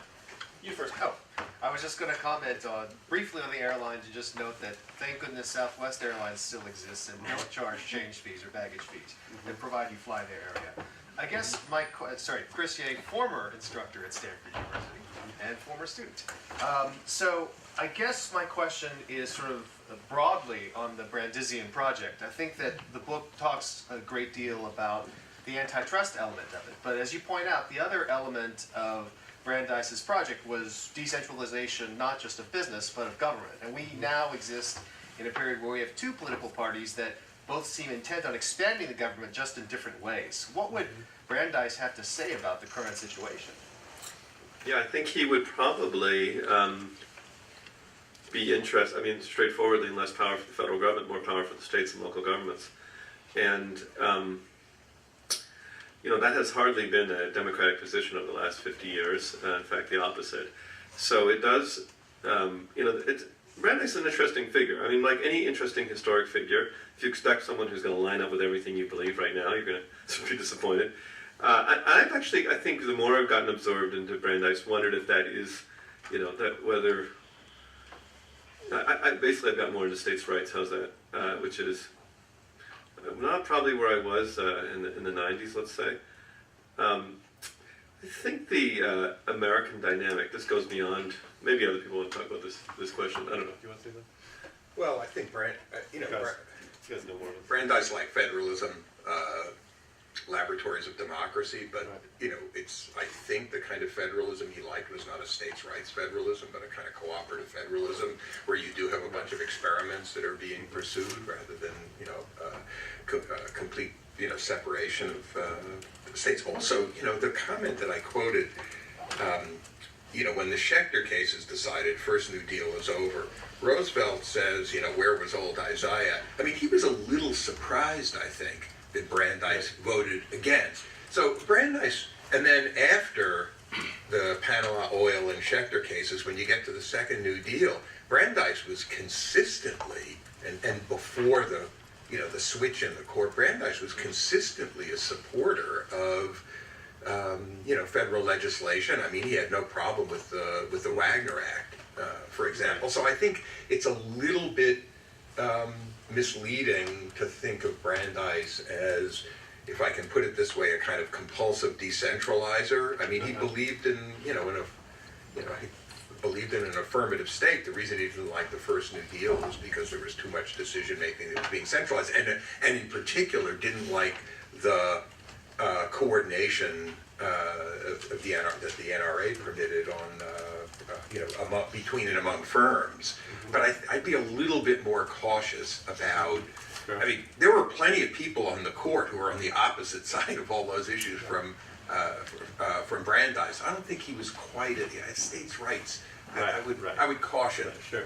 Yeah, I think states' rights is the wrong term because it's, and I agree with that. I should be a little more careful. But I do think Brandeis forces us to think hard about the promise of political decentralization in a way that maybe people on roughly, let's say, the Democratic Party have not been thinking about. Now there's this, clouded association where the states have sort of associated themselves, states' rights in particular, but even just state greater decentralization associated with racist policies, retrograde policies in other areas, the abortion issues, things like this. So it gets caught up in a lot of issues and maybe in that sense impossible to disaggregate.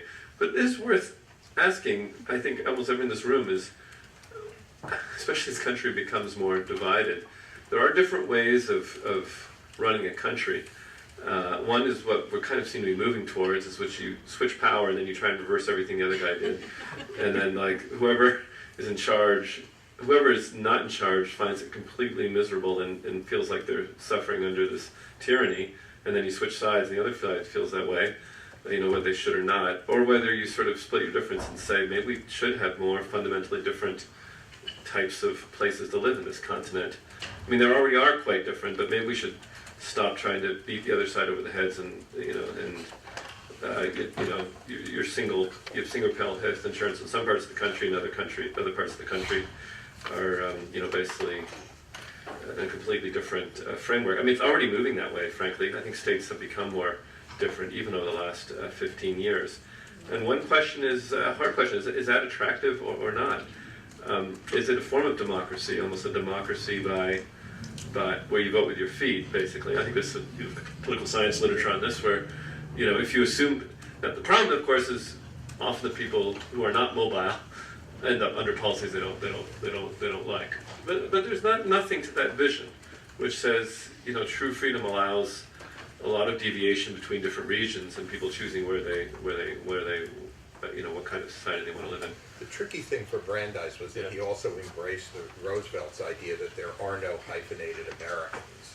Right. And so if you have a world in which, I mean, he says that in 1905, and I don't think he ever backed off on that. Right. And so if you have a world in which you have really fundamentally different things happening in different places, it's hard to sustain the sense of commonality. Maybe so be it. You can't artificially sustain it, but there would be a challenge to maintaining the kind of sense of commonality that Brandeis embraced. True. While allowing the decentralized experimentation that he calls Right. And what I've said, you do That's give a challenge. It's not an answer. You do give up on some idea of there being something to being American that is like which has already kind of shrunk, already has slightly disappeared, but full embrace of this. It's all to me about the travel costs. But anyway, no, I'm serious. I'm not kidding about it. The major problem with that vision is like, well, what about people who are born somewhere, really don't feel it fits their political preferences, but just for they just find it challenging to leave. Sorry. Yeah. Do you want to get on? Relevant here, that in addition to social mobility, declining geographic mobility is also down significantly over the past generation or two. Take a final question over here and then wrap up. I'm Scott McLeod, World University and School, which is like Wikipedia in 299 languages with MIT OpenCourseWare in 5 languages. And I'm curious about how the sort of this early vision for antitrust, in conversation maybe with European antitrust, but coming from the United States, might emerge in all 200 countries. So would you have 200 countries? So World University and School seeks to have law schools in all 200 countries. And at a key coding moment, we'd like to plan for all 7.5 billion learners or universitians, and as a way perhaps to offer a universal basic income with cryptocurrency, blockchain, to spread this.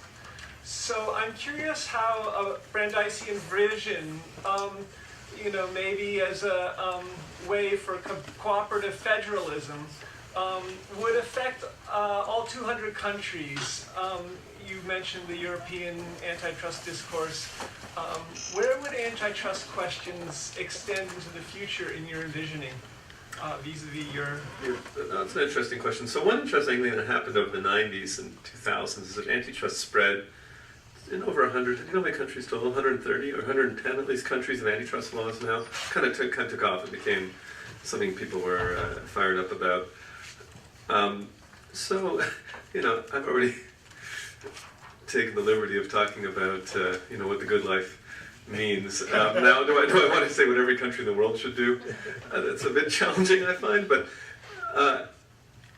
I think there's something attractive. It's such a different moment than in the 90s where people, I think there was a moment where people felt that the world was coming together, becoming more the same, and somehow there were some dissenters, but many people felt this was a good thing. Sort of Washington consensus sort of idea.